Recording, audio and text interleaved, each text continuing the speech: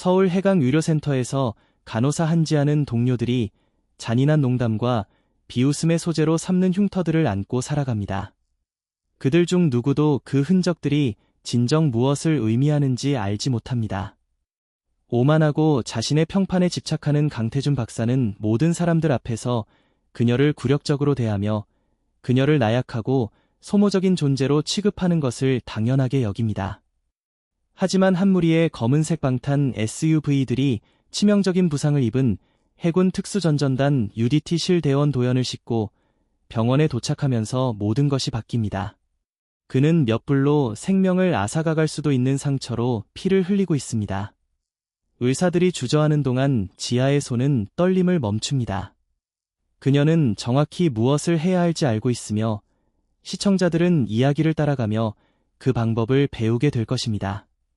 바로 생명을 구할 수 있는 실제 지혈 기술입니다. 팀 리더인 최 팀장이 자신의 앞에 서 있는 사람이 누구인지 깨달았을 때 그는 그 병원의 누구도 예상치 못했던 행동을 합니다.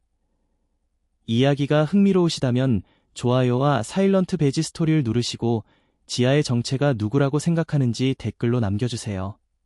진실이 다가오고 있으며 그것은 모든 것을 바꿀 것입니다.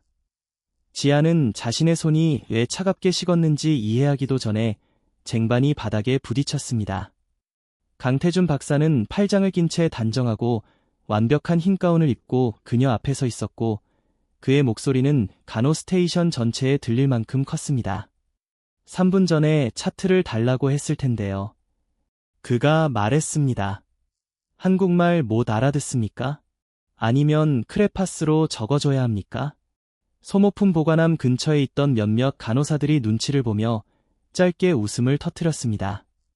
그것은 사람들이 굴욕을 당하는 쪽보다는 가해자 쪽의 무리에 속하고 싶을 때 짓는 종류의 웃음이었습니다. 지아는 몸을 굽혀 쟁반을 집어들었습니다. 해강의료센터에 그 누구도 물어보려 하지 않았던 사연을 간직한 그녀의 가늘고 흉터 있는 손가락들이 흩어진 거주와 주사기들을 말없이 모았습니다. 지금 가져오겠습니다. 강 박사님, 그녀가 조용히 말했습니다. 지금 가져오겠습니다라. 그는 그녀의 목소리를 흉내내며 비꼬았고 2명의 간호사가 더 낄낄거렸습니다. 지아씨, 당신보다 반응 속도가 빠른 골든 리트리버도 본 적이 있어요.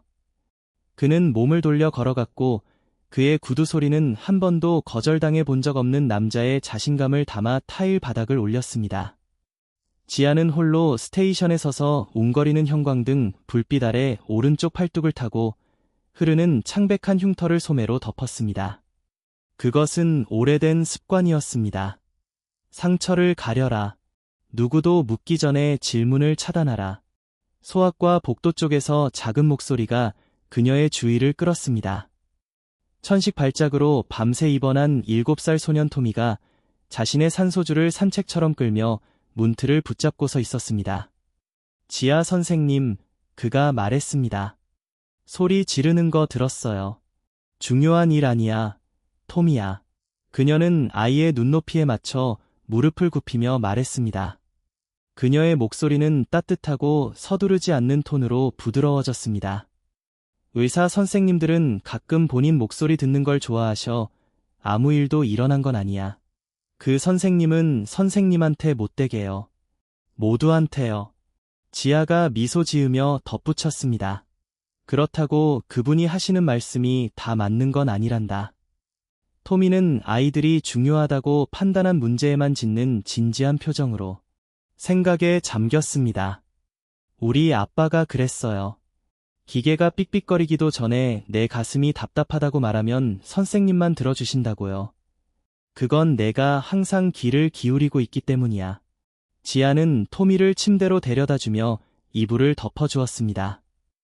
몇 시간 후 대부분의 간호사들이 감히 만지지도 못할 상처를 지혈하게 될 바로 그 침착한 손으로 말입니다. 그것은 아무도 사고 보고서를 쓰지 않는 작은 순간이었고 강 박사의 기나 행정처의 분기별 검토에도 오르지 않을 일이었습니다. 하지만 누군가 주의 깊게 지켜보았다면 한지아에 대한 가장 진실된 모습을 보여주는 순간이었습니다. 침묵 아래, 내리간 눈 아래, 그리고 오래된 흉터를 덮은 소매 아래에는 한때 사람들을 보호하도록 훈련받았고 단 하루도 그 일을 멈춘 적 없는 사람이 있었습니다. 그녀가 콜사인을 이름표와 바꾼 날부터 말입니다. 그녀는 해강의료센터에서 14개월 동안 근무했습니다. 그동안 그녀는 이곳에 정확한 리듬을 배웠습니다. 강 박사가 관중을 원할 때 내는 소리, 신입 간호사들이 모여 누구도 설명해주지 않는 흉터를 가진 조용한 여자에 대해 속삭이는 엘리베이터 옆에 정확한 위치를 말입니다. 그들은 등 뒤에서 그녀를 이상하다고 불렀습니다. 겁이 많다고도 했습니다. 한 번은 휴게실에서 박레지던트가 지하의 흉터는 아마 자전거에서 떨어져서 생긴 것일 거라고 농담을 던졌고 방 안에 모두가 웃었습니다. 지하도 그들과 함께 웃었습니다. 진실을 말하는 것보다 그 편이 더 쉬웠고 진실이란 식어빠진 커피를 마시며 휴게실에서 내줄 만한 성질의 것이 아니었기 때문입니다. 해강의료센터의 누구도 그녀의 왼쪽 눈썹이 흉터가 칸다하르 외곽의 한 구형 문틀에서 생긴 것임을 알지 못했습니다. 그녀의 손가락 마디에 있는 희미한 선들이 대부분의 인간이 버텨낼 수 없는 수년간의 훈련에서 비롯된 것임을 아는 사람도 없었습니다. 해골 아래 숨겨진 엄지 손톱만한 검은 깃털 문신이 이제는 그녀의 옛 이름을 부르지 않는 명의 대원들이 새겨준 것임을 아는 이도 없었습니다. 이름을 부르는 것 자체가 돌아오지 못한 이들을 기억하는 고통이었기 때문입니다. 6년 전 그녀는 완전히 다른 이름으로 불렸습니다. 선발 과정에 참여한 16명 중명을 탈락시킨 그 지옥 같은 과정을 마친 주에 그녀가 받은 콜사인 바로 까마귀 레이브였습니다. 그것은 한때 의미가 깊은 단어였습니다. 신문에 이름조차 나지 않는 곳에서 무전기를 통해 속삭여지던 이름, 자신의 목숨을 한치의 의심도 없이 그녀의 손에 맡겼던 대원들이 부르던 이름이었습니다. 이제 그 단어는 오래된 인식표 접힌 깃발과 함께 서랍 속에 잠겨 있습니다. 좀처럼 열지 않는 옷장한 스웨터 아래에 묻혀 있었습니다. 그녀는 어떠한 기념식도 없이 조용히 그 세계를 떠났습니다.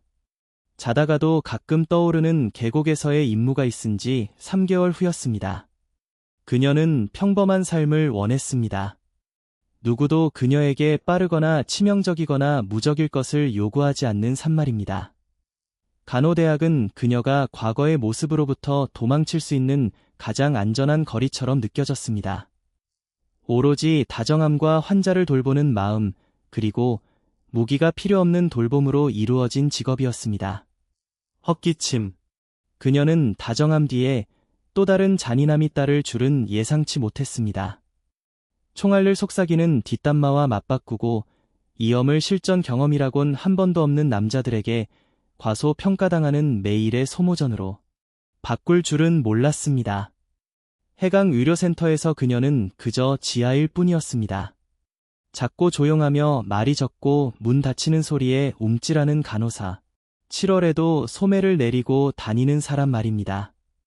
재고 정리를 마친 그녀는 소학과 병동과 자판기를 지나 비바람이 창문에 몰아치는 구급차 하차장이 보이는 창문을 지나갔습니다.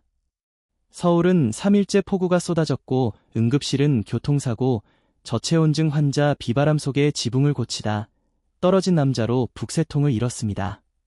간호 스테이션에서 민지라는 젊은 간호사가 그녀의 보폭에 맞춰 따라오며 강 박사의 귀에 들리지 않는지 확인했습니다. 선생님, 저 사람이 저렇게 말하게 내버려 두지 마세요. 민지가 말했습니다. 제가 인사과에 고발할 수도 있어요. 여기 절반이 제 편을 들어줄 거예요. 변하는 건 없을 거야. 지아가 말했습니다. 강 박사 같은 사람들은 교정되지 않아. 그저 승진할 뿐이고 주변 사람들은 그를 피하는 법을 배울 뿐이지 너무 비관적이네요. 그게 현실이야. 지아가 말하며 건조하고 짧은 미소를 지었습니다. 민지는 잠시 그녀를 살폈습니다. 선생님은 화도 안 내시네요. 어떻게 그러실 수 있는지 모르겠어요. 누가 저한테 매일 저렇게 말하면 전 벌써 그만두거나 폭발했을 거예요. 나도 화나. 지아가 조용히 말했습니다. 하지만 화는 적절한 때에 적절한 대상을 향할 때만 유용하다는 걸 오래전에 배웠어.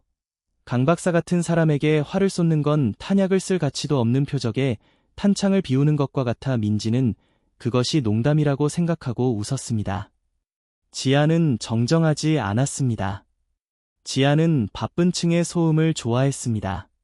그 속으로 사라질 수 있기 때문입니다. 그녀는 사범베이에서 여성 환자의 활력 징후를 확인하면서 정확히 11분 후에 세 대의 검은색 SUV가 고속도로 나들목을 빠져나와 응급차 하차장으로 돌진할 것이라는 사실을 알지 못했습니다. 민간 차량으로서는 도저히 불가능한 속도로 물보라를 일으키며 엔진이 꺼지기도 전에 문이 열릴 것이라는 사실도요. 그녀는 다음 15분이 그녀의 14개월간의 은둔 생활을 끝내버릴 것이라는 점도 알지 못했습니다.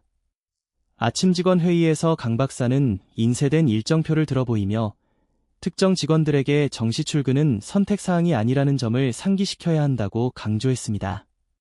그의 시선은 지아가 6분 일찍 출근했음에도 불구하고 그녀에게 머물렀습니다.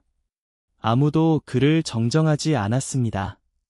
관중 앞에서 강 박사를 지적하는 것은 그 자체로 경력의 위험을 초래하는 일이었고, 이곳의 모든 이들은 병원 내의 위계 질서가 간호사보다 고참 의사들을 먼저 보호한다는 사실을 잘 알고 있었습니다. 지아는 아무 말도 하지 않았습니다. 그녀는 다른 종류의 위계 질서 속에서 침묵이 때로는 가장 절제된 무기가 된다는 것을 배웠습니다. 모든 도발에 반응하는 군인은 살아남지 못합니다. 간호사도 마찬가지일 것이라고 그녀는 짐작했습니다. 강 박사는 약 하트 근처에 있던 그녀를 다시 찾아냈습니다. 태블릿을 무기처럼 쥐고 서여 알바레즈 C 차트의 용량을 잘못 적었더군요. 그는 목소리를 낮추지도 않고 말했습니다. 소수점 하나 제대로 못 읽는 간호사가 환자 근처에 있으면 어떤 일이 벌어지는지 아십니까? 전 잘못 적지 않았습니다. 지아의 목소리는 차분했지만 눈빛은 아주 고요해졌습니다.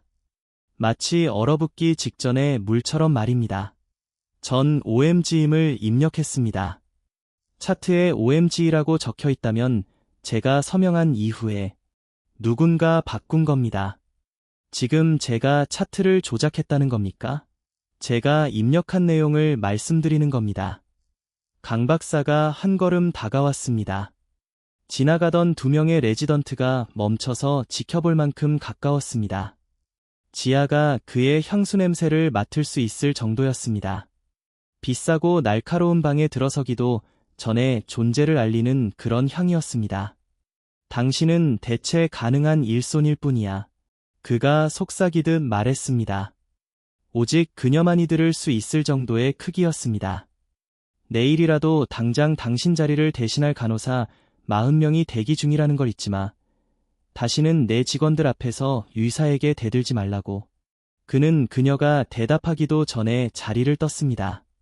그것이 그가 원한 핵심이었음을 지아는 이해했습니다. 강 박사 같은 자들은 대답을 원치 않습니다. 그저 상대방을 침묵시키고 자신이 이겼다고 믿고 싶어 할 뿐입니다. 지아는 손가락에 떨림이 멈출 때까지 차가운 금속 하트 위에 손바닥을 평평하게 눌렀습니다. 떨림은 늘 멈췄습니다. 언제나 그랬듯이요. 사막에서부터 그 구역에서부터 그리고 문신의 의미를 기억해서 피부에 새겨진 부채로 바꾼 그날 밤 이후로 줄곧 그래왔습니다. 밖에는 계속 비가 내리고 있었습니다. 그리고 오후 2시 47분 응급실 하차장의 문이 총소리 같은 괴음을 내며 열렸습니다. 세 대의 방탄 SUV가 로딩존에 급제동했습니다. 전술 장비를 갖춘 명의 남자가 뒷좌석에서 7번째 남자를 끌어내고 있었습니다. 의식을 잃은 거구의 남자는 빗물보다 더 어둡고 진한 액체에 젖어 있었고 그 액체는 아스팔트 위로 검게 번져가고 있었습니다. 트라우마 팀이 필요해 지금 당장 그들 중 한 명이 비명을 지르고 있었습니다. 한쪽 눈썹에 흉터가 있고 부시돌 같은 눈을 가진 남자였습니다. 피가 너무 많이 나고 있어 움직여 현장의 모든 간호사는 0.5초 동안 얼어붙었습니다. 내가 화요일 오후에 벌어지기엔 너무 폭력적인 장면을 처리하려고 시도하는 그 찰나의 시간이었습니다. 입구 근처의 보안 요원들은 무기를 소지하고 전술 복장을 한 이들을 위협으로 간주해야 할지 응급 상황으로 봐야 할지 몰라 무전기에 손을 뻗었습니다. 접수처 뒤 어딘가에서 누군가 커피컵을 엎질렀지만 치울 생각조차 하지 못했습니다. 자동문은 빗물과 밀려드는 신체들에 가로막혀 닫히려고 했으며 경보음을 올려댔습니다. 부상당한 남자는 체구가 거대했습니다. 의식을 잃고 축내 상태에서도 키가 190cm이는 좋게 되어 보였고 군복바지 다리 쪽은 이미 부츠까지 도달한 검은 핏물로 젖어 있었습니다. 2명의 대원이 그를 소방수 운반법으로 옮겼고 세 번째 대원은 상처 부위를 양손으로 헛되이 압박하고 있었습니다. 그의 손바닥은 이미 붉게 젖어 있었고 그의 얼굴은 모든 것과 싸울 수 있지만 혈액 손실이라는 수학적 결과 앞에서는 속수무책인 전사의 절망적인 공포로 창백해져 있었습니다. 지아은 얼어붙지 않았습니다. 그녀의 바른 머리가 생각하기도 전에 이미 움직이고 있었습니다.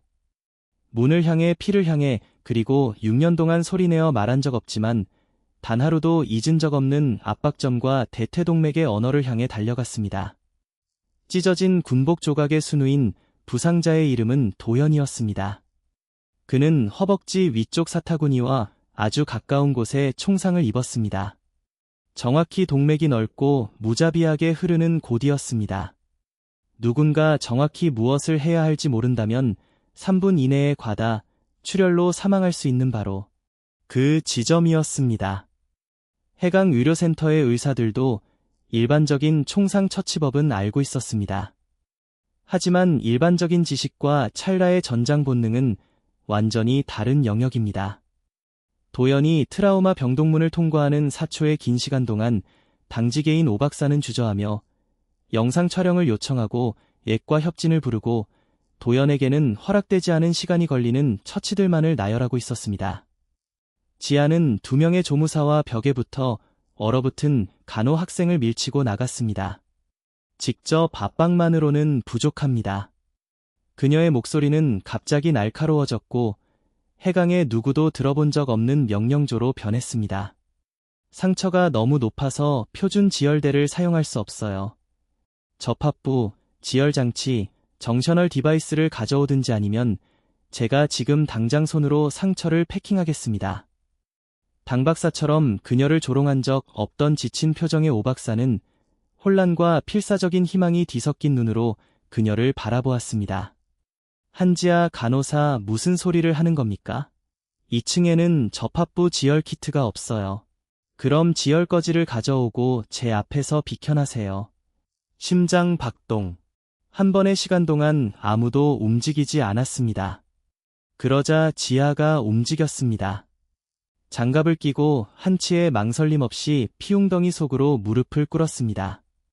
그녀의 손은 마침내 드디어 그녀의 허락을 구하지 않고도 수년 동안 여러 대륙을 가로지르며 훈련받아온 그 일을 해내기 시작했습니다. 간호학생은 떨리는 손에서 거팩을 떨어뜨린 채 눈물을 글썽이며 벽에 붙어서 있었습니다. 어떻게 해야 할지 모르겠어요. 다나가 속삭였습니다. 피가 너무 많아요. 이런 건 본 적이 없어요. 나를 봐. 지아는 상처에서 시선을 떼지 않은 채 다정하게 그러나 단호하게 말했습니다. 먼저 숨을 들이마셔. 그리고 그 거지로를 통째로 줘.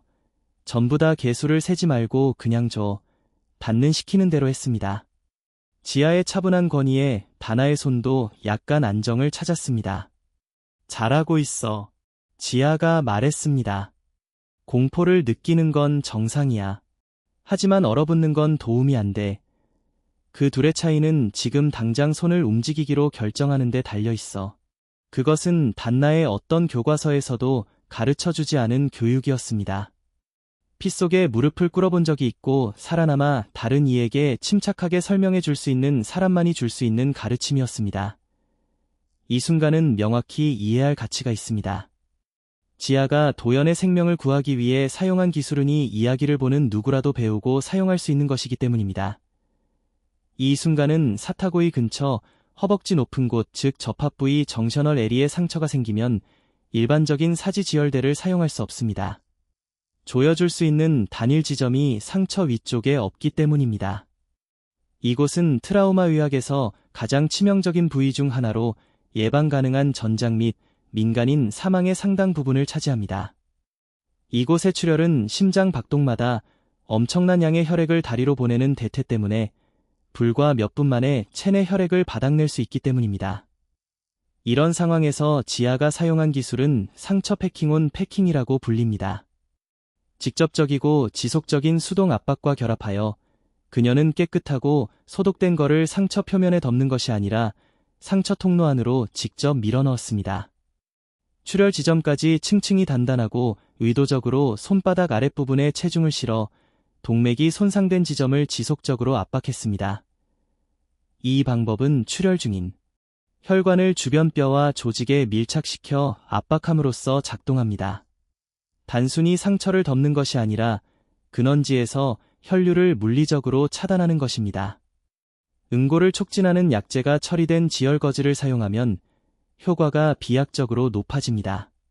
하지만 수술실에 도착할 때까지 사람을 살리는 것은 바로 상처 깊숙이 거즈를 채우고 단 몇 분 동안이라도 상처를 확인하기 위해 손을 떼지 않고 흔들림 없는 압박을 유지하는 그 기술 자체입니다.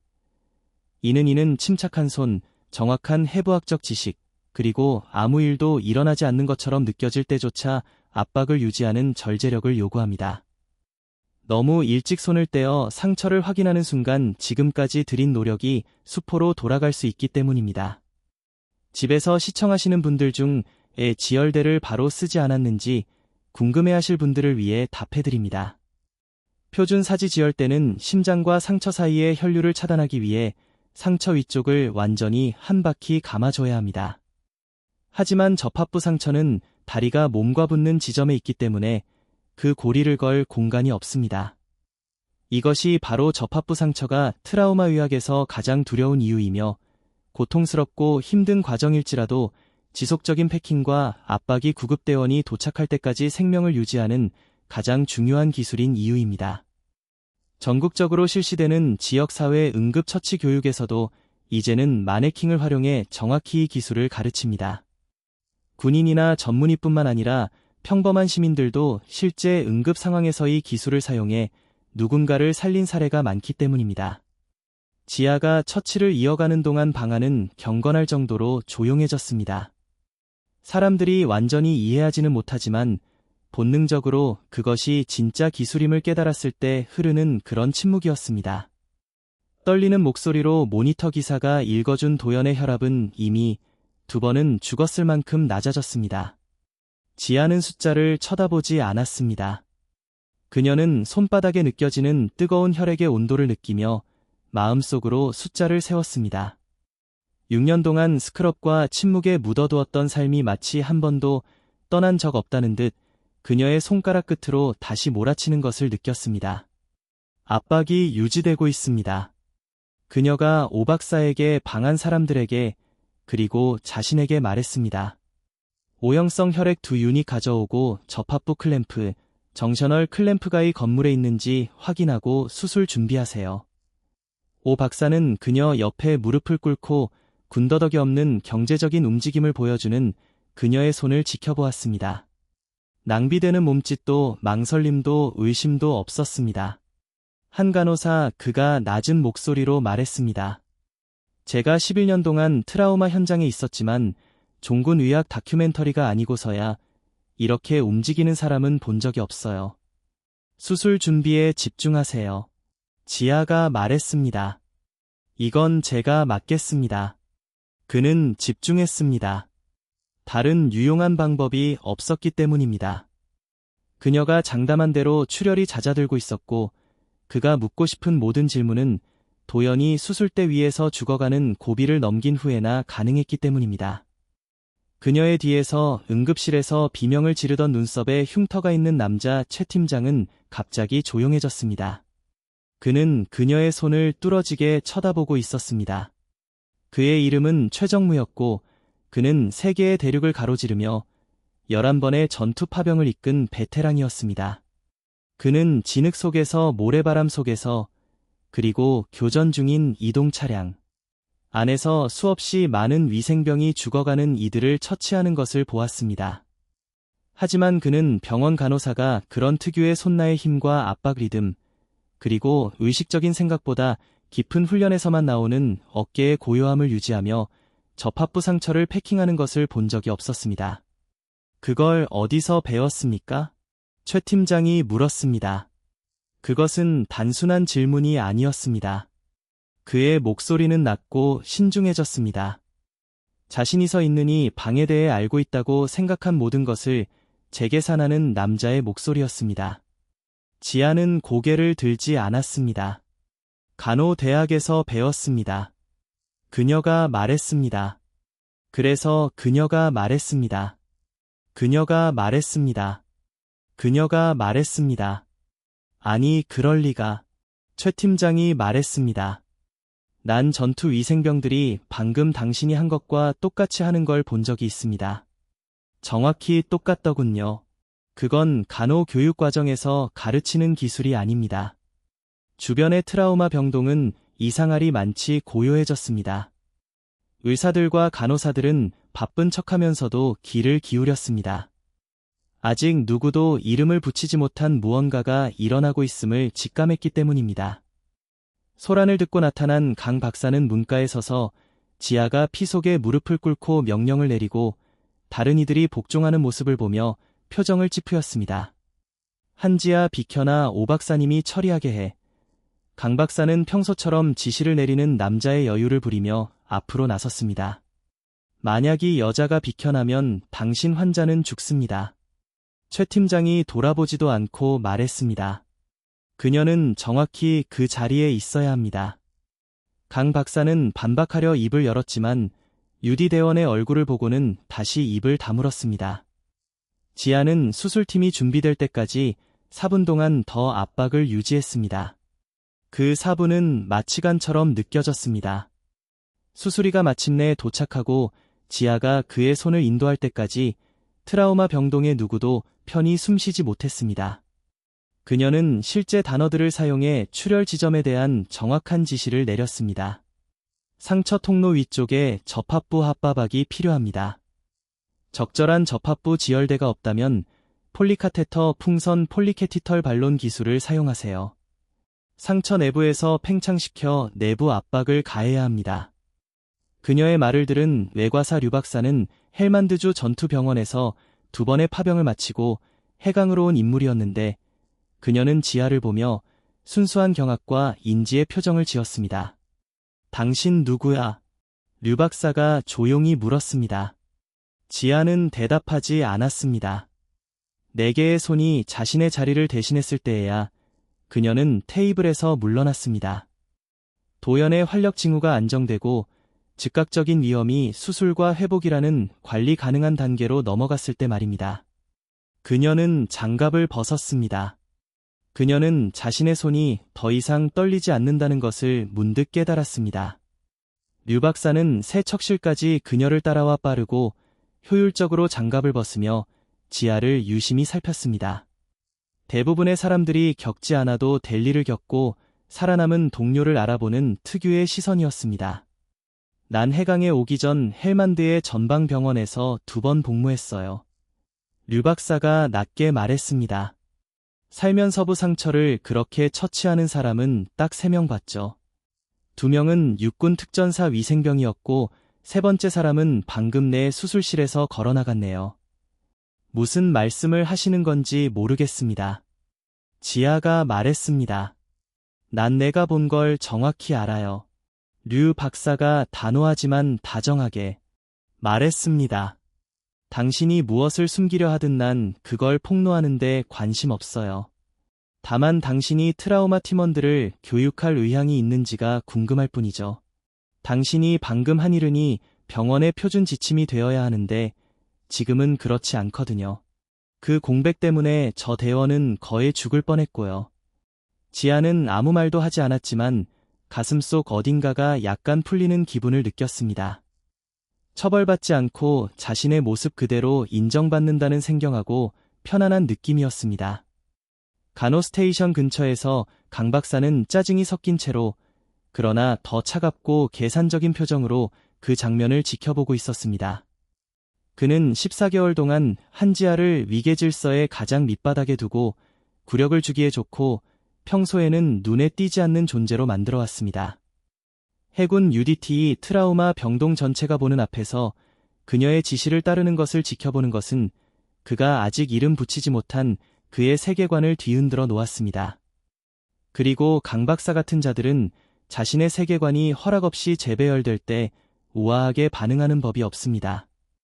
그는 한마디 말도 없이 행정병동을 향해 걸어갔고 그의 머릿속에서는 이미 병원장에게 보고할 오늘 오후에 왜곡된 시나리오가 정교하게 짜여지고 있었습니다. 틈새가 있는 치아로 싱긋 웃으며 자신을 울프라고 소개했던 호리호리한 대원 중 한 명이 복도 벽에 기대어 최대한 평범해 보이려 애쓰고 있었습니다. 그러니까 확인차 묻는 건데, 월프가 말했습니다. 하루 종일 흰 가운 입은 잘생긴 양반한테 구박받던 저 작은 간호사님이 방금 교육대에서나 가르치는 기술로 우리 막내 목숨을 구했다는 거지. 그게 지금 상황이야. 최 팀장이 말했습니다. 멋지네. 멋한 화요일이구만. 울프가 말하더니 지아를 보며 경외심과 진심 어린 재미가 섞인 표정을 지었습니다. 선생님, 실례지만 제가 본 인간 중에 가장 테러급의 무표정 간호사 얼굴을 하고 계시네요. 저도 모르게 제 부모장을 건네드릴 뻔했습니다. 그 모든 일에도 불구하고 아드레날린과 빗줄기, 그리고 14개월간의 조심스러운 은둔 생활이 실시간으로 깨져나가는 상황 속에서도 지아는 입꼬리가 살짝 떨리는 것을 느꼈습니다. 주셨어도 안 받았을 거예요. 병원 규정 위반이거든요. 올프는 지아의 건조한 대답에 깜짝 놀라 진짜 웃음을 터뜨렸고 최 팀장조차 표정이 다시 진지해지기 전 짧고 지친 미소를 지었습니다. 최 팀장은 복도로 지아를 따라갔습니다. 당신은 한 번도 나를 보지 않았어. 그의 목소리는 이제 조용하고 거의 부드러웠습니다. 내내 아래만 보고 있었지. 예전에 부상자들을 데리고 이 병원에 왔을 때도 당신은 항상 고개를 숙이고 구석으로 사라졌었어. 지아는 걸음을 멈췄습니다. 돌아보지는 않았습니다. 눈에 띄고 싶지 않았으니까요. 그녀가 말했습니다. 그건 간호사의 손이 아니야. 최 팀장이 말했습니다. 전투 훈련을 받은 손이지. 한지아, 당신이 누군지는 모르겠지만 당신이 무엇인지는 정확히 압니다. 그리고 왜 서울의 한 병원에서 그걸 숨기고 있는지 알아낼 생각입니다. 아무것도 숨기지 않습니다. 지아가 말했지만 그녀의 귀에도 그 말이 공허하게 들렸습니다. 누군가 당신 같은 사람을 훈련시켰기 때문에 내 대원 6명이 오늘 살아있는 겁니다. 최 팀장이 말했습니다. 난 당신의 군이나 옛 소속 부대 명칭 따윈 필요 없어요. 내 평생을 특수전 대원들 사이에서 보냈습니다. 스크럽복을 입고 눈을 아래로 깔고 있어도 당신 같은 사람은 한눈에 알아봅니다. 지아라고 불러주세요. 그녀가 말했습니다. 그냥 지아요. 그 다른 사람은 더 이상 존재하지 않습니다. 최 팀장은 오랫동안 그녀를 바라보았습니다.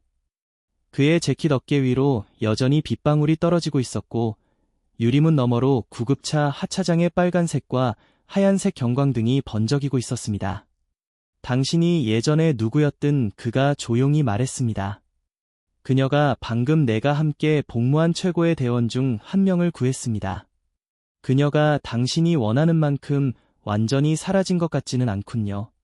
그는 트라우마 병동으로 걸어갔고 지아는 유리창을 때리는 빗소리와 피부 아래 여전히 남아있는 아드레날린의 진동을 느끼며 복도에 홀로 남았습니다. 주차장이 내려다 보이는 사무실 안에서 병원장 타구지는 강 박사의 보고를 들으며 불안감을 느꼈습니다. 그의 펜은 이미 우려와 주에 섞인 단어들로 채워진 법률용 메모지 위를 불규칙하게 두드리고 있었습니다. 무단 의료 행위, 업무 범위 위반, 법적 책임 노출과 같은 단어들이었습니다. 탁원장은 서류상 훈련 수준을 훨씬 넘어서는 기술을 가진 간호사를 어떻게 받아들여야 할지 아직 판단하지 못했습니다. 그 기술이 부인할 수 없을 만큼 환자의 생명을 구했다는 사실만 알고 있을 뿐이었습니다. 그는 해강의료센터에도 규칙이 있다는 점, 그리고 목격자들과 무장항군 관계자들 앞에서 규칙이 굽혀지는 상황은 그 비상사태보다 더 오래 지속되는 문제가 될 수 있다는 점을 알고 있었습니다. 내일 아침까지 전체 사건 보고서를 내 책상 위에 올려두게 탁원장이 말했습니다. 그리고 한지아가 진짜 누구인지 정확히 알아내야겠어. 강 박사는 고개를 끄덕였습니다.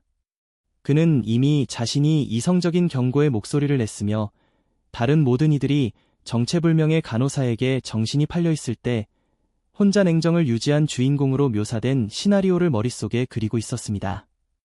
그는 진실이 마침내 수면 위로 드러났을 때 그것이 자신이 구축한 이야기에 결코 우호적이지 않을 것이라는 사실은 꿈에도 생각하지 못했습니다. 그들의 뒤편 트라우마 병동문 너머에서는 도연의 모니터가 일정하고 안정적인 생존의 리듬을 울리고 있었습니다. 한지아는 복도에 가만히 서서 14개월간의 정교한 은둔 생활이 조용하고 되돌릴 수 없이 무너지기 시작하는 것을 느꼈습니다. 다음 날 아침 트라우마 병동에서 일어난 일은 해강의료센터의 모든 층으로 퍼져나갔고 피로와 가십으로 돌아가는 병원의 생리상 이야기는 전달될 때마다 그 형태를 바꾸어 갔습니다. 군의 식당에서는 그녀가 전직 국정원 요원이라는 소문이 돌았습니다. 영상의학과에서는 그녀가 우연히 야전의술을 배운 전직 종군 기자라고 우겼습니다. 그녀가 전직 국정원 요원이라는 소문이 돌았습니다. 서로의 이야기가 3층 보험 청구과에 도착할 무렵에는 지아가 SUV가 도착하기도 전에 불타는 건물에서 도연을 직접 업다는 이야기까지 보태졌습니다. 물론 사실과는 거리가 멀었지만 미지근한 휴게실 커피를 마시며 나누기엔 최고의 안거리였습니다. 지아는 이 모든 것을 무시했습니다. 그녀는 6년 동안 소문이 자신을 스쳐 지나가게 두는 법을 배웠고 그것을 정정할 필요도 느끼지 못했습니다. 모욕이 방안을 가득 채워도 대답할 필요가 없다는 것을 배웠던 것처럼 말입니다. 하지만 그녀가 무시할 수 없었던 것은 탈의실 입구에서 자신을 기다리고 있는 탁원장을 보았을 때 가슴속에서 느껴지는 압박감이었습니다. 그의 표정은 우려와 의무 사이 어딘가에 걸쳐져 있었습니다. 지아가 교대 근무를 위해 도착했을 때 탁원장은 인사과 직원과 함께 그녀를 기다리고 있었습니다. 인사과 직원의 손에는 하룻밤 사이에 급하게 준비된 듯한 두툼한 서류철이 들려 있었습니다. 한지아 씨 탁원장이 거울 앞에서 수없이 연습한 듯한 중립적인 어조로 말했습니다. 어제 일에 대해 논의가 필요합니다. 도연은 살아있습니다. 지아가 말했습니다. 전 그걸 성공적인 결과라고 부르고 싶군요. 사건이 아니라요. 당신은 공인된 간호사의 업무 범위를 한참 벗어난 무단 의료 행위를 수행했습니다. 탁원장은 마치 서류 속의 글자가 자신의 말보다 더 큰 권위를 가진 듯 서류철을 열며 말했습니다. 그런 깊이의 상처 패킹, 외과 의사에게 기술을 직접 지시한 것들, 이것들은 간호사의 업무가 아닙니다. 우리는 당신이 어디서 이런 훈련을 받았는지, 그리고 당신의 자격증명이 실제 배경과 일치하는지 조사할 법적 의무가 있습니다. 전 치명적인 과다출혈에 대한 표준 처치 범위 내에서 그의 생명을 구했습니다. 지아는 평온하고 통제된 목소리로 말했습니다. 가슴속의 폭풍은 전혀 내비치지 않았습니다. 류 박사님과 오 박사님이 그것을 증명해 주신다면 어떤 조사가 더 필요한지 모르겠군요. 그분들은 이미 진술하셨습니다. 인사과 직원이니 과장이 낮고 부드럽게 말했습니다. 그녀의 어조는 자신이 맡은 역할이 그리 편치 않음을 암시했습니다. 두 분 다 사건 발생한 시간 만에 당신을 옹호하는 성명을 제출하셨죠. 우리가 여기 모인 이유는 그것 때문이 아닙니다. 그럼 이유가 뭡니까? 지아가 물었습니다. 이 과장은 대답하기 전 탁원장의 눈치를 살폈습니다. 문제는 대외적인 이미지와 법적 책임 행동과 일치하지 않는 자격 기록입니다. 솔직히 말씀드리면 한지아 씨 당신이 채용 지원서에 배경을 속였거나이는 해고 사유입니다. 아니면 병원이 14개월 동안 직원의 실제 역량에 대해 정확한 정보 없이 운영되었다는 뜻인데, 후자는 규제기관 입장에서는 악몽 같은 일입니다. 어느 쪽도 우리 병원 입장에서는 편치 않은 상황이죠. 세 번째 선택지도 있습니다. 지아가 조용히 말했습니다. 제 등록 간호사 자격 서류는 완전히 정확하다는 사실이죠. 그리고 병원이 한 번도 제게 추가적인 훈련에 대해 묻지 않았을 뿐입니다. 이곳에 누구도 고개를 숙이고 조용히 지내는 여자가 해강에 오기 전 어떤 삶을 살았는지 궁금해하지 않았으니까요. 방안은 잠시 고요해졌습니다. 이 과장은 당황한 기색을 보였습니다. 탁 원장은 서류철을 덮었습니다. 한지아 씨, 문제는 당신의 인사기록에는 이곳에 오기 전 지방의 작은 클리닉에서 11개월 동안 근무한 경력뿐이라는 겁니다. 11개월의 일반 간호 경력을 가진 사람이 어떻게 10년 경력의 베테랑 위생병처럼 정밀한 전장 트라우마 처치를 하는지는 설명되지 않아요. 파일이 불완전하거나 부정확하거나 둘 중 하나고 어떤 가능성이든 병원의 법적 책임 관리 측면에서 문제입니다. 지아은 아무 말도 하지 않았습니다. 진실을 말한다고 해서 이 상황이 단순해지기보다는 더 복잡해질 것임을 그녀는 이해했습니다. 검토가 끝날 때까지 환자 대면 업무에서 정직 처분을 내립니다. 탁 원장이 말했습니다. 행정 휴가이며 급여는 지급됩니다. 즉시 시행됩니다. 이렇게 되어 유감입니다만 전 병원을 보호해야 할 의무가 있습니다. 이 과장은 정직 통보서를 카운터 너머로 밀어냈습니다. 맨 위 페이지에는 펜이 꽂혀 있었습니다. 영업일 기준 10일 이내에 이 일을 제기할 수 있습니다. 한지아 씨에게 고려해보세요. 개인적으로는 이 결과가 공정하다고 생각하지 않지만 공정함이 항상 정책과 일치하는 것은 아닙니다. 그 차이는 잘 알고 있습니다. 지아는 서명하며 말했습니다. 그녀의 손은 흔들리지 않았고 평온한 겉모습 아래의 감정은 드러내지 않았습니다. 전 인생의 대부분을 공정함보다 정책을 우선시하는 기관들 속에서 보냈습니다. 진실이 규칙을 따라잡을 때까지 기다려야 하는 건 이번이 처음이 아니니까요.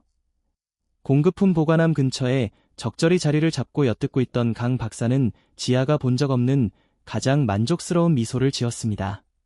지아는 더 이상 대고하지 않고 건물을 걸어 나왔습니다. 눈을 맞추지 못하는 간호사들을 지나 멀리서 입모양으로 미안해요라고 말하는 민지를 지나 불과 18시간 전에 낯선 이의 피 속에 무릎을 꿇고 잠시나마 예전의 모습으로 돌아갔던 구급차 하차장을 지나쳐갔습니다. 병실을 지나갈 때 토미가 산소줄을 단 채 약하게 손을 흔들었습니다. 기계가 알아채기도 전에 가슴이 답답하다는 걸 알아주던 간호사에게 닥친 폭풍을 아이는 알지 못했습니다. 선님, 가시는 거예요? 그가 물었습니다. 잠시만 쉬어가는 거야. 지아는 목소리에 진심 어린 온기를 담아 말했습니다. 금방 다시 올게. 약속해요. 약속할게. 그녀는 생각보다 더 결연하게 대답했습니다. 복도를 계속 걸어가는 그녀의 가슴 속에서 작은 다짐이 중심을 잡아주었습니다. 밖으로 나오자 주차장 근처 검은색 SUV 옆에서 최 팀장이 팔짱을 낀 채 기다리고 있었습니다. 가늘게 내리는 제빗 이슬비 사이로 그가 입을 열었습니다. 들었습니다. 소문이 빠르더군요. 울프가 2시간 동안 계단통에 앉아서 병원 가십을 엿들었거든요. 최 팀장은 울프가 벌써 간호 학생 3명과 친구가 된 것 같은데 어떻게 그러는지 도무지 모르겠다고 덧붙였습니다. 그 모든 상황에도 불구하고 지아는 가슴속에 무언가가 풀리는 것을 느꼈습니다. 이 황당한 상황이 주는 어떤 해방감이었습니다. 팀원분들이 아주 특이한 기술을 가지고 계시네요. 당신이 더 잘 알 텐데, 최 팀장이 말했습니다. 어젯밤 몇 가지를 조사해봤습니다. 당신의 현재 인사기록 말고 진짜 기록 말이죠. 시스템 3단계를 거쳐 깊숙이 묻혀있는 걸 찾아내느라 밤을 꼬박 새우고 평소 부르지 않던 부탁까지 해야 했습니다. 지아는 굳어버렸습니다. 당신을 폭로하러 온 게 아닙니다. 최 팀장은 그녀의 어깨에 실린 긴장을 정확히 읽어냈습니다. 도연이가 회복하려면 몇 주가 걸릴 텐데 난이 도시에서 그 과정을 제대로 관리할 수 있는 사람을 딱 한 명 알고 있고 그 병원이 감사를 표하는 대신 서류 쪼가리 때문에 그녀를 정직시켰기 때문입니다. 원하는 게 뭡니까? 최 팀장님, 비공식적으로라도 도연이가 고비를 넘기는 72시간 동안 도와줬으면 합니다. 최 팀장이 말했습니다. 그리고 당신이 생각하는 그 평화가 정말로 당신을 처벌하는 직업 속에 숨어 있는 것인지 진지하게 생각해 보길 바랍니다. 그는 SUV에 기댔습니다. 빗물에 재킷 어깨가 어두워지고 있었습니다. 당신의 마지막 파병 보고서를 읽었습니다. 구조팀이 도착하기 전까지 교전 중인 구역에서 부상당한 대원 11명을 끌어낸 임무 말이죠. 그들 전원이 생존했습니다. 단 한 명도 빠짐없이요. 이 바닥에서 그런 숫자는 우연히 나오지 않습니다. 누군가 그 방에서 결코 죽게 내버려 두지 않겠다고 고집을 피웠기 때문에 가능한 일이죠. 아주 오래전 일입니다. 지아가 말했습니다. 6년 전입니다. 최 팀장이 말했습니다. 이 바닥에서 6년은 어제와 같죠. 사람들은 당신 같은 위생병을 잊지 않습니다. 당신의 진짜 이름은 몰라도 그 콜사인과 상식적으로 이해되지 않는 생존 수치에 대해 평생 이야기하죠. 현장에 있었던 사람이 아니고서야 믿을 수 없는 일들을요. 난 전설이 되려고 여기 온 게 아닙니다. 최 팀장님, 그저 사라지려고 온 겁니다. 그 마음 당신 생각보다 잘합니다. 최 팀장이 더 낮게 말했습니다. 나도 충분히 많은 친구를 묻어봤으니까요. 왜 사라지고 싶은지 정확히 이해합니다. 하지만 사라지는 것과 숨는 것은 다릅니다. 한지아 씨, 사라지는 건 평화를 선택하는 것이지만 숨는 건 두려움을 선택하고 그걸 멀리서 평화처럼 보이게 포장하는 겁니다. 지난 14개월 동안 당신이 실제로 해온 게 어느 쪽인지 이미 스스로 알고 있을 텐데요.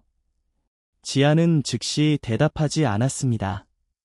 비는 더 약하게 계속 내렸고 주차장 천장 너머 병원 건물 안에서는 여전히 작은 비상사태들과 작은 친절들이 반복되는 일상의 리듬이 이어지고 있었습니다. 그들은 그림자 속에서 나누느니 대화를 전혀 알지 못했습니다. 도연 대원을 돕겠습니다. 그녀가 마침내 말했습니다. 팀장님이 절 설득해서가 아니라 그는 돌봄이 필요한 환자이기 때문입니다. 정직 중이든 아니든 제가 하는 일은 변하지 않으니까요. 최 팀장은 고개를 끄덕였습니다. 그녀의 회피를 이해하고 더 이상 몰아붙이지 않기로 했습니다. 오늘은 그거면 충분합니다. 이슬비가 내리는 주차장에서 한지아는 6년 동안 분리에 두려했었던 두 가지 삶의 모습 사이에서 한참을 서 있었습니다. 최 팀장은 그녀를 병원 메인동 위쪽 2계층에 위치한 프라이빗 회복실로 데려갔습니다. 그가 과거의 인연을 통해 병원 행정 직원에게 부탁해 조용히 마련한 곳이었습니다. 도연은 진정제를 맞고 안정된 상태였고 모니터는 일정하게 박동을 알리고 있었습니다.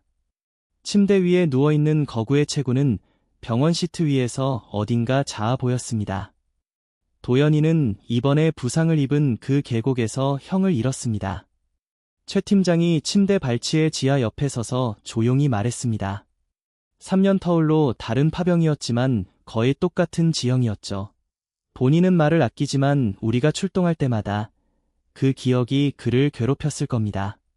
지아는 한참 동안 아무 말도 하지 않았습니다. 숙련된 손으로 도연의 상태를 확인하고 최악의 조건에서도 수천 번은 해봤을 침착한 동작으로 링거줄을 조절했습니다. 슬픔은 다시 나타나기 전에 허락을 구하지 않죠. 그녀가 마침내 입을 열었습니다. 그저 조용한 순간을 기다렸다가 마치 한 번도 떠난 적 없다는 듯이 걸어 들어올 뿐입니다. 경험담처럼 들리는군요. 제가 누구보다 사랑했던 세 사람을 묻었습니다. 지아가 말했습니다. 그들에 대해 말하지 않는 건 기억하지 않아서가 아니라 이런 곳에서 그들을 입 밖으로 내뱉는 게 마치 그들이 왜 소중했는지 모르는 사람들에게 그들의 조각을 내주는 기분이 들기 때문입니다. 최 팀장은 잠시 침묵하며 지아가 도연의 가슴 위로 이불을 흘려주는 모습을 지켜보았습니다. 병원 직원들이 그녀에 대해 알고 있다고 믿는 모습과는 대조적인 다정함이었습니다. 도움이 될지 모르겠지만 그가 말했습니다. 우리가 잃은 이들은 우리가 그들에 대해 이야기해 주길 바라지 않을 겁니다. 그저 그들이 원했을 일을 우리가 계속해 나가기만을 바랄 뿐이죠. 지는 그를 올려다 보았습니다. 무방비한 표정이 잠시 스쳐 지나갔지만 이내 평소의 차분함으로 돌아왔습니다. 지난 14개월 동안 제가 들은 말 중 가장 위로가 되는 말이네요. 저도 그럴 때가 있습니다. 최 팀장이 말했습니다. 응급실 문이 열린 이후 처음으로 두 사람 사이에 편안한 침묵이 흘렀습니다. 같은 종류의 상실을 너무나 가까이에서 겪어본 사람들만이 공유할 수 있는 구구절절한 설명이 필요 없는 그런 침묵이었습니다. 그날 밤 지하의 정직과는 상관없는 또 다른 비상사태가 해강의료센터를 덮쳤습니다. 태평양에서 3일 동안 세력을 키워온 폭풍우 때문이었습니다. 지하는 너무나 고요해진 아파트 대신 병원에서 세 블록 떨어진 작은 모텔에 머물고 있었습니다. 14개월간 유지해온 일상이 갑자기 끊기자 혼자 있고 싶지 않았기 때문입니다. 그녀는 창가에 앉아 비바람이 창문을 때리는 것을 지켜보며 징계위원회 장면을 복구했습니다. 투명 인간처럼 사는 것이 정말 자신을 보호해주고 있는 것인지 아니면 그저 불가피한 결말을 늦추고 있는 것뿐인지 생각했습니다. 텔레비전에서는 기상캐스터가 해안가에서 상륙한 위험한 강풍 경로를 추적하며 밤새 서울 전역의 정전 가능성을 경고하고 있었습니다. 지아는 병원 쪽으로 소용돌이치며 다가오는 레이더를 보며 알 수 없는 불안감을 느꼈습니다. 전장의 최전방보다 더 위험한 곳에서도 그녀를 살려주었던 그 본능이었습니다. 바람이 먼저 닥쳤습니다. 지속적인 돌풍이 병원에서 두 블록 떨어진 변압기를 강타했고 중환자실 ICU의 불빛이 한두 번 깜빡거리더니 꺼졌습니다. 비상 발전기가 덜컹거리는 기계음을 내며 돌아갔지만 30초 후 완전히 멈췄습니다. 중환자실은 순식간에 어둠에 잠겼고 오직 몇몇 휴대용 모니터에 약한 배터리 불빛만이 어둠을 가르고 있었습니다. 지아는 주차장에 있을 때 경부음을 들었습니다. 콘크리트 벽과 빗소리를 뚫고 들려오는 멀고 먹먹한 비명이었습니다. 그녀는 생각할 겨를도 없이 건물 안으로 달렸습니다. 비록 정직 중이었지만 주머니 속에는 여전히 출입증이 있었습니다. 인공호 호흡기에 의존하는 환자들이 전력을 잃고 죽어가는 판국의 정직 서류 따위는 아무 의미가 없었기 때문입니다. 안쪽은 이미 아수라장이었습니다. 간호사들은 손전등을 입에 물고 어둠 속을 누이며 작동을 멈춘 인공호흡기 대신 수동으로 엠부 배깅 매뉴얼 박잉을 하고 있었습니다. 사람을 죽게 하지 않으려는 전문가들의 통제된 공포가 섞인 목소리들이 울려 퍼졌습니다. 참가 근처에서 6일째 폐렴과 싸우던 은퇴한 교사 앨리슨 할머니는 어둠 속에서 딸의 손을 꽉 잡았습니다. 산소 발생기에 기계음이 들리지 않자 그녀의 호흡은 얕고 공포에 질려 있었습니다. 괜찮을 거예요, 엄마. 딸은 반복해서 말했지만 유료 지식이 없는 사람이 사랑하느니 주변의 기계들이 꺼지는 것을 지켜볼 때 느끼는 특유의 무력감 때문에 목소리가 떨리고 있었습니다. 며칠 전 트라우마 병동에서 지하의 지도를 받았던 간호학생단나는 휴대용 산소 탱크를 들고 방으로 들어왔습니다. 일주일 전이라면 상상도 못했을 침착함이었습니다. 앨리슨 할머니, 저랑 같이 천천히 숨 쉬어봐요. 코로 들이마시고 내가 세세요. 다나는 침대 옆에 무릎을 꿇고 말했습니다. 어둠 속에서 다나의 모습은 자신에게 얼어붙지 말고 손을 움직이라고 가르쳐준 간호사와 매우 닮아 있었습니다. 2층에 인공호흡. 환자가 사명인데 발전기가 안 돌아가요. 사라 간호사가 무전기에 대고 소리쳤지만 지지직거리는 잡음뿐이었습니다. 보안팀 말로는 비상 전력 전환 스위치가 고장났대요. 당장 시설팀이 필요해요. 지아는 중환자실 문에 도착하자마자 과거 다른 삶에서 건물 구역을 수색하듯 방안을 훑습니다. 출구, 위험 요소, 그리고 문제와 해결책 사이에 가장 빠른 경로를 카탈로그화했습니다. 제 말 들으세요. 그녀의 목소리가 어둠을 가르고 들려왔습니다. 누구도 그녀의 권위에 토를 달지 않았습니다. 정직이고 뭐고 지금은 상관없습니다.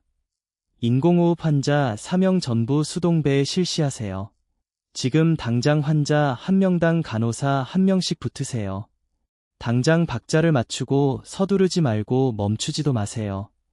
카라 선생님 2층에 있는 휴대용 배터리 팩이랑 맥박 산소 측정기 다 가져오세요. 누군가 지하실로 가서 4분 안에 전력 전환 스위치를 수동으로 조작해야 한다고 전하세요. 안 그러면 환자들을 잃습니다. 스위치룸은 지하실에 있는데 지금 이 상황에 아무도 그렇게 빨리 못 내려가. 젊은 조무사의 목소리에 공포가 섞여 있었습니다. 내가 갑니다. 지아가 말했습니다. 정확한 위치가 어디죠? 지아의 뒤를 따라 들어온 최 팀장은 모든 본능이 병원 일에 끼어들지 말라고 경고했지만 그녀를 혼자 보낼 수 없었습니다. 나도 같이 가겠소. 전력 차단된 구역에서의 구출 작전은이 병원 지하실보다 더 최악인 곳에서도 해봤으니까 그들은 비상등 유도띠만 빛나는 계단을 뛰어내려갔습니다. 지하 4층까지 내려가자 습한 콘크리트와 기계의 기름 냄새가 진동했습니다. 조무사의 다급한 지시에 따라 기계실로 향했지만 문은 기술적으로 권한이 정지된 지하의 카드키로는 열리지 않았습니다. 비켜! 최 팀장이 말하더니 수많은 위험한 문들을 부수고 들어갔던 그 노련한 자세로 어깨를 문틀에 박았습니다. 두 번째 시도 끝에 문이 열렸습니다. 안쪽에 전력전환 스위치 패널은 어두웠고 초록불이어야 할 표시 등 하나가 붉은색으로 깜빡이고 있었습니다. 천장의 금미간 배수관에서 물이 새어나와 콘크리트 바닥으로 번지고 있었습니다. 최 팀장은 본능적으로 지하를 물웅덩이에서 끌어당겼습니다. 조심해. 물이랑 활선 패널은 최악의 조합이야. 알아. 지아는 손전등을 입에 물고 침착하고 체계적으로 패널을 살폈습니다. 손전등 빛으로 수분 라인을 추적하며 치명적인 부품에 아직 닿지 않았음을 확인했습니다. 자동 전원 릴레이가 작동을 안 해요. 수동으로 강제 가동해야 합니다. 최 팀장님, 손전등 흔들리지 않게 비춰주세요. 그녀의 손은 빠르고 침착하게 움직였습니다. 이름도 입 밖에 내지 않는 그 나라에서 배웠던 임기응변식 야전 수리 기술이 병원 기반 시설의 언어로 변환되어 적용되었습니다. 전장의 전기 지식을 병원 비상 패널에 적용하며 눈앞의 전선 외에는 모든 것을 차단한 채 집중했습니다. 불빛이 깜빡이고 주저하더니 지하실부터 환하게 밝아졌습니다. 잠시 후 무전기를 통해 병원 전체에 전력이 공급되었다는 소식이 들려왔고 중환자실의 경보음은 공포에서 안도로 바뀌었습니다. 2층에서는 명예 환자가 기계 전력을 통해 다시 안정을 찾았고 간호사들은 6분 동안 사투를 벌였던 침대 난간에 기대어 안도의 눈물을 흘렸습니다. 앨리슨 할머니의 방에서도 산소 발생기가 다시 부드럽게 돌아가기 시작했고 할머니의 어깨도 편안하게 내려갔습니다. 그녀의 딸은 어머니의 담요에 얼굴을 묻고 누구에게라고 할 것도 없이 생지옥에서 전등을 다시 켜준 그 행운과 유능함에 감사하며 흐느꼈습니다. 다나는 복도에서 온몸이 땀과 빗물에 젖은 지아를 발견했습니다. 지아의 손은 여전히 지하실에서의 아드레날린 때문에 미세하게 떨리고 있었습니다. 벌써 두 번째예요. 다나가 말했습니다. 도연 대원 때랑 지금요? 선생님은 어떻게 그렇게 침착하실 수 있는지 이해가 안 돼요. 나도 침착하지 않아. 지아가 말했습니다. 난 그저 두려움을 내색하지 않는 것뿐이야. 그건 큰 차이가 있고 원한다면 너도 배울 수 있어. 배우고 싶어요. 단어는 생전 처음으로 실전 압박 속에서 자신의 손이 떨림을 멈추는 것을 경험한 사람. 특유의 진지함으로 대답했습니다. 수동 배깅을 지휘했던 수간노사 카라는 지치고 마지못해 인정하는 듯한 존경의 표정으로 지아에게 다가왔습니다. 시설팀에서 정당한 권한 없이 스위치를 조작한 것에 대해 보고서를 요구할 거예요. 일어난 일을 그대로 말하세요. 지아가 말했습니다. 이제 더 이상 숨길 게 없으니까요. 카라는 한참 동안 그녀를 살폈습니다. 정직 처분이 어떻게 결정되든 상관없이 2층의 절반은 선생님이 방금 권한도 없는 상태에서 3명의 생명을 구했다는 걸 알고 있어요. 누구도 부정하기 힘든 사실이죠. 이틀 사이에 당신은 기술적으로 당신 책임도 아닌 생명들을 2번이나 구했어. 지아가 계단을 올라갈 때 최 팀장이 말했습니다. 누군가는 해야 했으니까요. 지아가 짧게 대답했습니다. 그들이 중환자실층에 도착했을 때 혼란 속에서 자신의 시설팀도 해내지 못한 문제를 누가 해결했는지 지켜보았던 탁원장이 복도에 서 있었습니다. 그는 즉시 아무 말도 하지 않았습니다. 그저 지아를 오랫동안 바라보았습니다. 아침에 들고 있던 서류철은 보이지 않았고 그의 표정은 관료적인 경계심에서 마지못해 피어오르는 경외심으로 바뀌어 있었습니다. 공식징계위원회는 3일 후 행정동 회의실에서 열렸습니다. 지아가 수백 번 지나쳤지만 한 번도 초대받지 못했던 곳이었습니다. 긴 테이블은 광이나 있었고 며칠 전 최장이 그녀에게 평화에 대해 다시 생각해보라고 했던 주차장이 내려다 보이는 큰 창문으로 서울의 회색빛이 스며들고 있었습니다. 탁 원장은 테이블 상석에 앉았고 강 박사는 문 근처에서 자신이 당연하다고 믿는 편결을 기다리며 만족스러운 표정으로 앉아 있었습니다. 류 박사와 오 박사는 지아의 요청에 따라 나란히 앉아 있었고 그들 앞에는 필요하다면 언제든 낭독할 준비가 된 진술서들이 놓여 있었습니다. 인사과의 과장은 구석자리에 앉아 표정을 읽을 수 없었습니다. 그리고 예고도 없이 정복 차림의 최 팀장이 회의실 뒷벽에 자리를 잡고 섰습니다. 그의 훈장과 휘장들이 형광등 빛을 받아 반짝였고 그가 들어오는 순간 회의실 안에 모든 사람이 긴장하며 허리를 펴고 앉았습니다. 지아는 테이블 맨 끝에 홀로 앉아 있었습니다. 그녀의 손은 앞을 향해 포개져 있었고 습관처럼 소매를 내린 채 14개월간의 은둔 생활이 과연 가치 있는 것이었는지를 증명받기 위해 기다리고 있었습니다. 이 위원회는 이번 주에 발생한 사건들에 따른 한지아 씨의 고용 상태를 결정하기 위해 소집되었습니다. 탁 원장이 시작했습니다. 강 박사는 무단 유료 행위와 자격 기망을 이유로 공식적으로 해고를 요청했습니다. 강 박사는 자신의 가운을 매만지며 당당하게 일어났습니다. 이 병원에는 기준이 있습니다. 한지아 씨는 본인의 훈련 수준을 훨씬 넘어서는 처치를 무단으로 수행했습니다. 솔직히 그녀가 실제 누구인지 민간 의료시설에서 거짓된 근거로 일하며 무엇을 하려는 것인지 심각한 의문이 듭니다. 거짓된 근거라고 증명된 건 아무것도 없습니다. 류 박사가 말을 끊었습니다. 그녀의 목소리는 날카로웠습니다. 당신이 증명한 건 오직 당신의 감독하에 있는 간호사가 당신이 감당하기 힘든 수준의 실력을 갖추고 있다는 사실뿐입니다. 강 박사님, 그건 해고 사유가 아닙니다. 공식 회의에서 그 두 가지를 혼동하지 않으셨으면 좋겠군요. 류 박사님, 그런 방어적인 태도가 병원 내에 위험한 전례를 만드는 겁니다. 강 박사의 얼굴이 붉어지며 말했습니다. 간호사가 본인이 판단할 때마다 무단으로 처치를 수행하게 된다면이 건물의 의료적 권위라는 시스템은 더 이상 존재하지 않게 됩니다. 이 건물의 의료적 권위 시스템은 환자가 피를 흘리며 죽어가는 4초 동안 의사들이 영상 촬영 타령이나 할 때 이미 실패했습니다. 오 박사가 조용히 말했습니다. 당 박사님, 제가 바로 그 순간 주저하며 영상 촬영 지시를 내렸던 당사자입니다. 평생 후회할 순간이죠. 한지아 간호사는 그 실패를 실시간으로 바로잡았고 우리가 이를 생명을 구했습니다. 회의를 진행하기 전이 사실을 공식적으로 기록해 주셨으면 합니다. 탁 원장이 진정을 요청하며 손을 들었습니다. 오 박사님 말씀 기록하겠습니다. 강 박사님 계속하시죠. 다만 전례에 대한 일반적인 우려보다는 실제 자격 문제에 집중해 주시기 바랍니다. 계속하시기 전에 최 팀장이 방 뒤편에서 낮은 목소리로 말했습니다. 저도 발언권을 얻고 싶습니다. 탁 원장은 자신의 회의실에 서 있는 남자의 신분이 무엇인지 잘 알고 있었기에 천천히 고개를 끄덕였습니다. 말씀하십시오. 대령님. 3일 전 한지아 씨는이 병원 트라우마 병동에서 내대원 한 명의 접합부 상처를 패킹했습니다.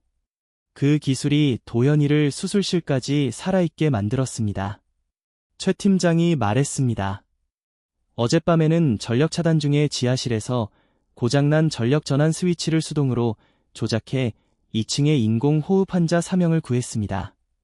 17년 동안 교전 지역의 의료진들 사이에서 보냈습니다. 그녀가 이번 주에 해낸 일들은 제가 함께 복무했던 대부분의 특수전 위생병들의 훈련 수준을 능가합니다. 그가 말을 멈추자 방안은 아주 조용해졌습니다. 그녀의 이름이 항상 한지아는 아니었습니다. 최 팀장이 말을 이었습니다. 6년 동안 그녀는 제가 세부 내용을 공개할 권한이 없는 합동 특수전 의료부대의 콜사인 까마귀 레벨로 복무했습니다. 다만 제가 말씀드릴 수 있는 건 그 부대는 지난 10년간 어떤 부대보다 많은 대원들의 생존을 책임졌다는 사실입니다. 그녀는 명예롭고 조용히 본인의 선택으로 군을 떠나 민간인으로서의 삶을 살고자 했습니다. 전 그녀가 숨기고 싶어 했던 비밀을 폭로하러 온 게 아닙니다. 실력이 탁월하다는 이유로, 그리고 그것이 관료들을 불편하게 만든다는 이유로 실력 있는 직원을 처벌하는 병원은 그녀를 보유할 자격이 없으며, 솔직히 말해 그녀가 14개월 동안 조용히 지켜온 그 명성조차 누릴 자격이 없다는 것을 말하러 왔습니다. 강 박사의 얼굴은 연설 도중 수차례 색이 변하더니 마침내 창백하고 불확실한 흰색으로 변했습니다. 그건 매우 이례적인 주장입니다. 우리가 검증할 방법이 제가 검증할 수 있습니다. 류 박사가 말했습니다. 전 처치를 본 순간 바로 알아봤습니다. 그녀의 비밀이었기에 말하지 않았을 뿐입니다. 하지만 이제는 선서라도 할 수 있습니다. 한지아 씨가 과거에 누구였든 그녀는 전 세계 어떤 간호교육 과정에서도 가르치지 않는 기술로 재수술실의 환자를 구했습니다. 만약 병원이 이 일로 그녀를 해고한다면 뒤따를 모든 언론 보도를 감당해야 할 겁니다. 오 박사도 곁에서 고개를 끄덕였습니다. 전 11년의 트라우마 경력이 있습니다. 하지만 그녀의 처치를 보며 배운 것이 있고 앞으로 우리 팀 레지던트들에게도 가르칠 생각입니다. 탁 원장은 무너져가는 강 박사의 표정과 류 박사, 오 박사의 확신, 최 팀장의 움직임 없는 확신, 그리고 마침내 눈썹 위에 작은 흉터의 빛을 받으며 테이블 앞에 곧게 앉아있는 지아를 차례로 살폈습니다. 한지아 씨 탁 원장이 말했습니다. 대령님이 하신 말씀이 사실입니까? 지아은 한참 동안 침묵했습니다. 14개월간의 조심스러운 은둔 생활, 내리간 눈과 가려진 흉터들, 그리고 내뱉지 못하고 삼켰던 침묵들이 마침내 터져나오기 위해 그녀의 등 뒤로 파도처럼 밀려들었습니다. 네, 그녀가 단호하게 말했습니다. 제 콜사인은 까마귀였습니다. 제가 상세히 말할 수 없는 보직에서 6년 동안 복무했습니다. 제가 부끄러운 일을 해서 도망친 게 아니라 평범한 삶을 원해서 떠난 것입니다.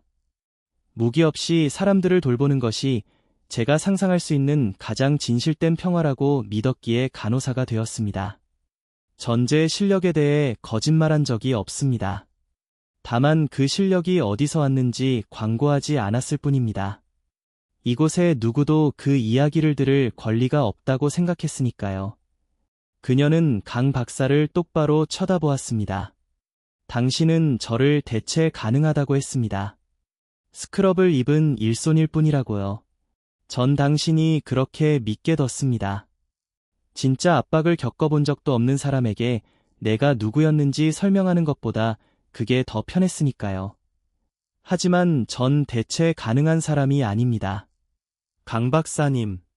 그리고 당신이 관중들 앞에서 조롱하고 그들이 두려움 때문에 비웃게 만들었던 2층의 간호사들 중 누구도 대체 가능한 사람은 없습니다.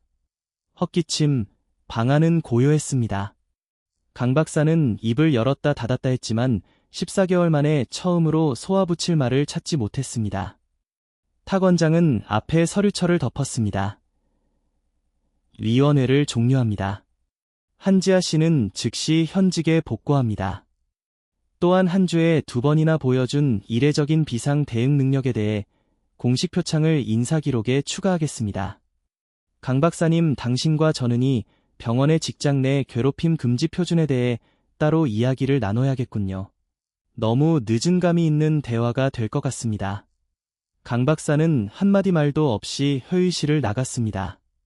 지아가 그를 안 후 처음으로 그의 뒷모습은 눈에 띄게 작아 보였습니다.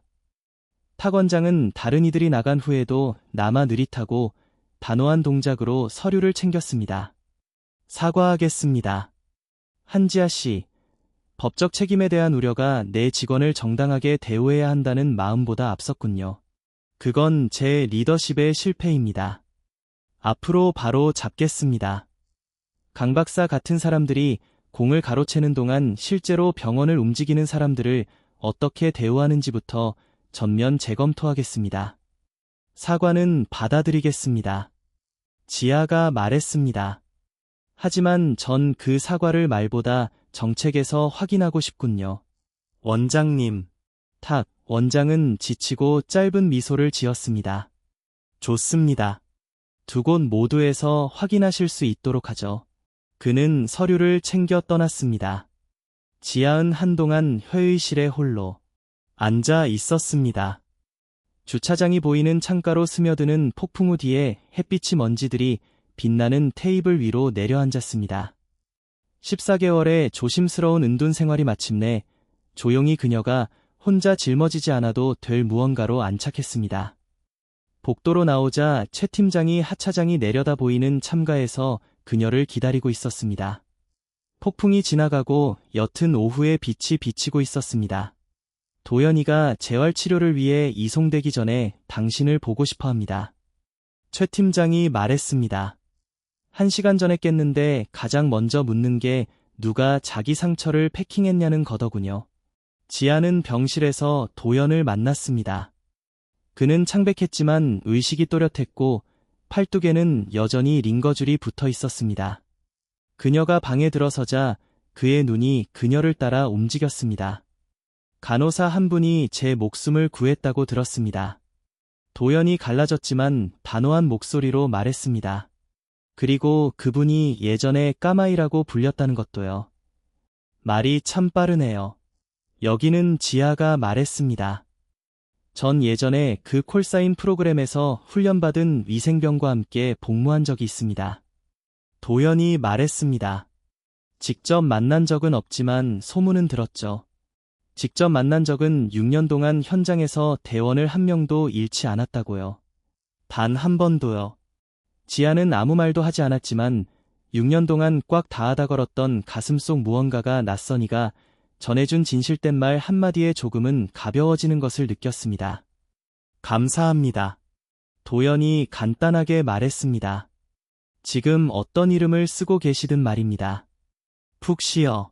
지아가 말했습니다.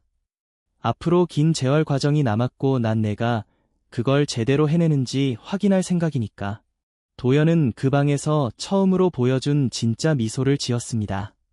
알겠습니다. 선생님. 복도 밖에서 최 팀장은 지아가 나오자 정중하게 거수 경례와 같은 자세로 몸을 세웠습니다. 작전 요원들 사이에서 나누는 분명하고 의도적인 존경의 표시였습니다. 간호스테이션 근처에 있던 그의 팀원들도 하나 둘씩 몸을 바로 세우고 침묵하며 어떤 말도 필요 없는 그들만의 인정을 보냈습니다. 민지는 간호스테이션에서 그 광경을 눈을 크게 뜨고 지켜보았습니다.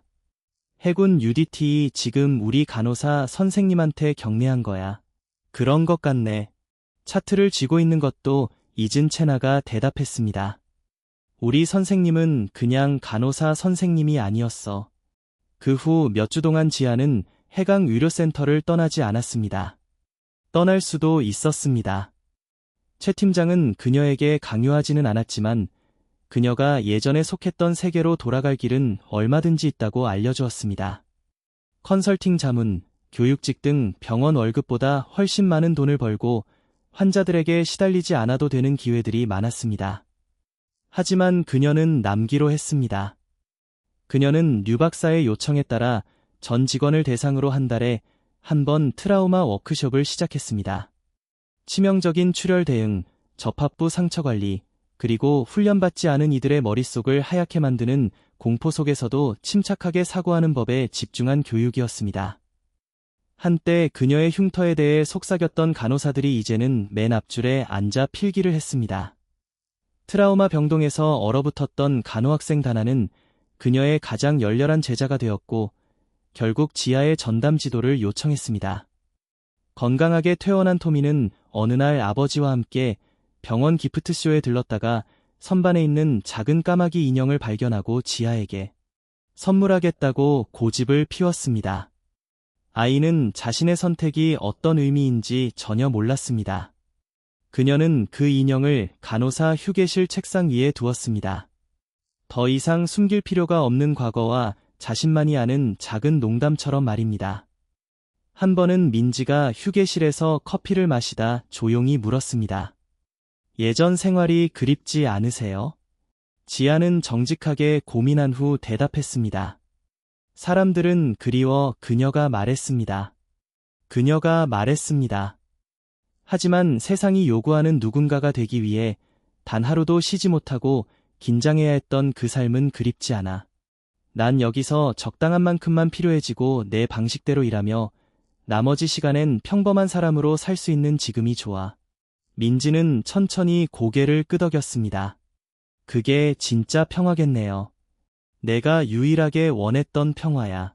지아가 말했습니다.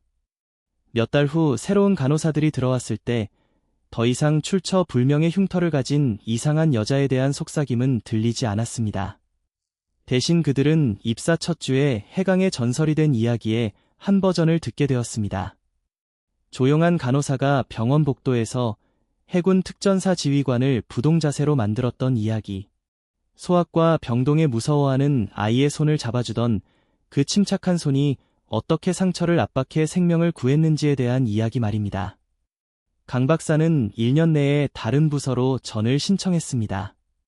그는 분위기 쇄신을 위한 결정이라고 했지만 모든 간호사가 자신이 대체 가능하다고 비하했던 여자가 얼마나 틀렸는지 기억하고 있는 트라우마 병동을 더 이상 걸을 수 없었기 때문임을 모두가 알고 있었습니다. 그는 끝내 직접 사과하지 않았습니다. 지아도 기다리지 않았습니다. 어떤 빚은 더 이상 상대에게 받을 것이 없다는 사실만으로도 청산된다는 것을 그녀는 오래전에 배웠습니다. 그녀는 여전히 소매를 내리고 다녔습니다. 이제는 수치심이 아니라 습관 때문이었습니다. 하지만 가끔 특히 트라우마 워크숍을 진행할 때는 아무 망설임 없이 소매를 걷어 올렸습니다. 흉터가 그대로 보이게 두었습니다. 그것이 생존의 증거이며 숨길 것이 아님을 알았기 때문입니다.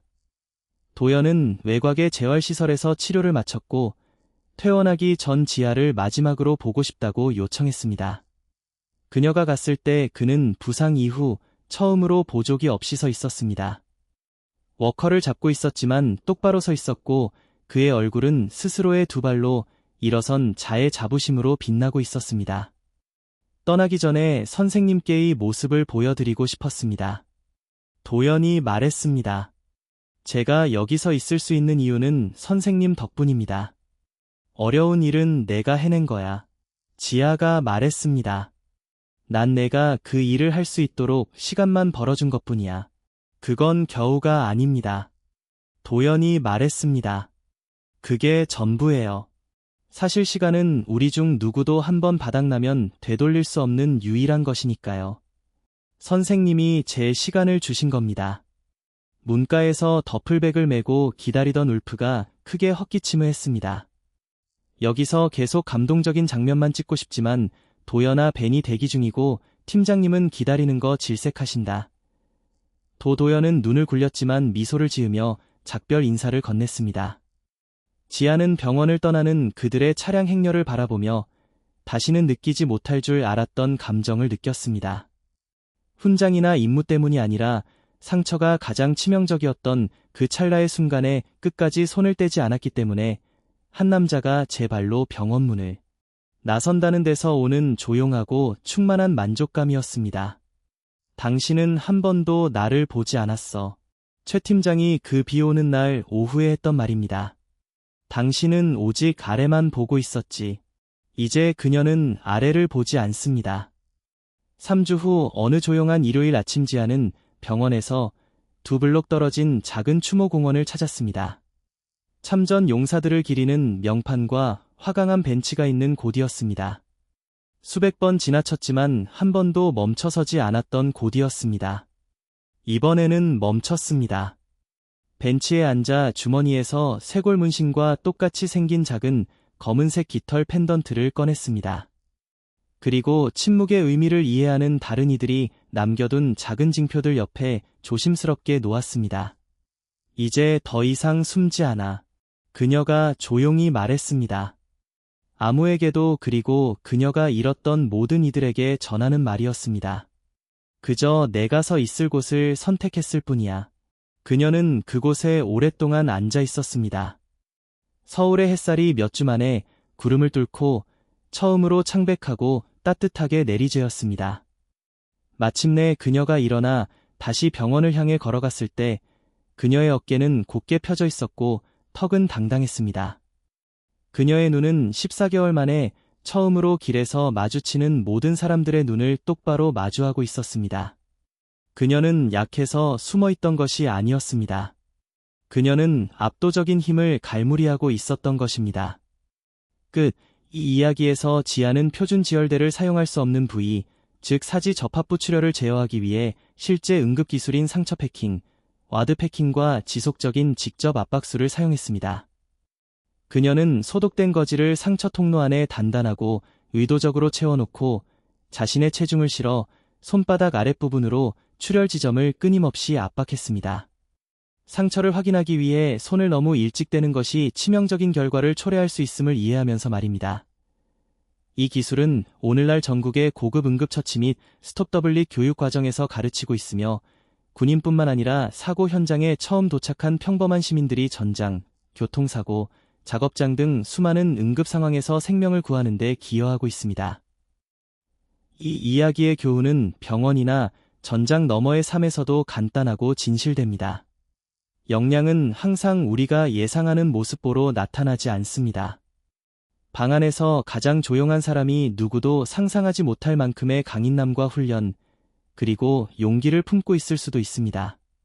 그리고 우리가 가장 쉽게 과소평가하는 사람이 결정적인 순간에 우리를 구할 수 있는 가장 유능한 사람인 경우가 많습니다.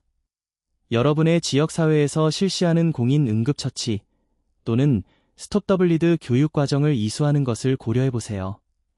그 기술이 필요하지 않기를 바라지만 만약 그런 순간이 온다면 사건이 벌어진 후가 아니라 벌어지기 전에 배워두었다는 사실에 큰 안도감을 느끼게 될 것입니다. 이야기가 감동적이었다면 좋아요와 사일런트 배지 스토리를 눌러주시고 어떤 순간이 가장 인상 깊었는지 댓글로 알려주세요. 지아와 같은 더 많은 이야기들이 아직 전해지기를 기다리고